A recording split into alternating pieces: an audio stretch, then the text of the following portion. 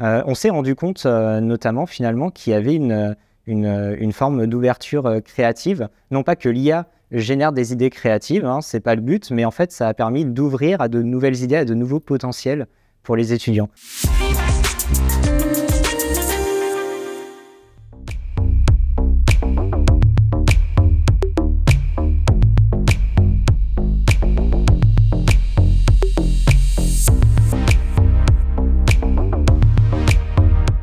Dans le cadre du prix de l'innovation de 2023 dans la catégorie pédagogie, je suis ravi de vous présenter le projet La boîte à outils de l'IA.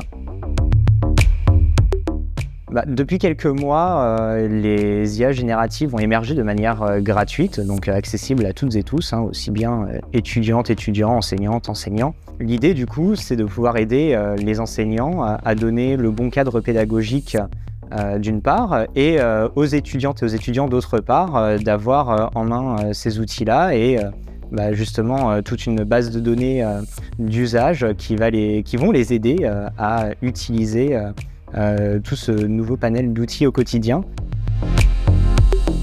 Ça va servir à la fois à améliorer la qualité des différents rendus et des différents projets qui sont proposés dans les différents modules de cours des écoles, mais aussi pour les enseignantes et les enseignants, à donner un bon cadre d'évaluation, aussi à être sensibilisés à ces nouveaux usages et surtout pour tout le monde accompagner finalement les nouvelles transformations digitales des entreprises et habituer finalement les étudiantes et les étudiants à l'usage de l'IA dans le cadre de leur futur métier.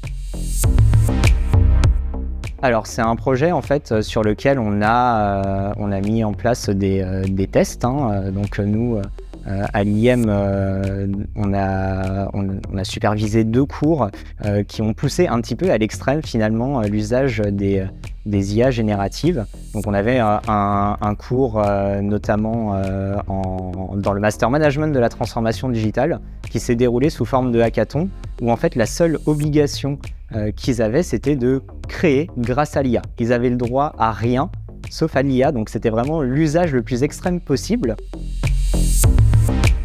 On s'est rendu compte notamment finalement qu'il y avait une forme d'ouverture créative. Non pas que l'IA génère des idées créatives, hein, c'est pas le but, mais en fait ça a permis d'ouvrir à de nouvelles idées, à de nouveaux potentiels pour les étudiants. Et au final, on s'est retrouvé en fin de semaine avec des projets, et notamment un projet de Serious Gain qui a été extrêmement intéressant et poussé et qui était déjà quasiment déployable en tant que tel sur le marché. Donc on voit que c'est extrêmement intéressant.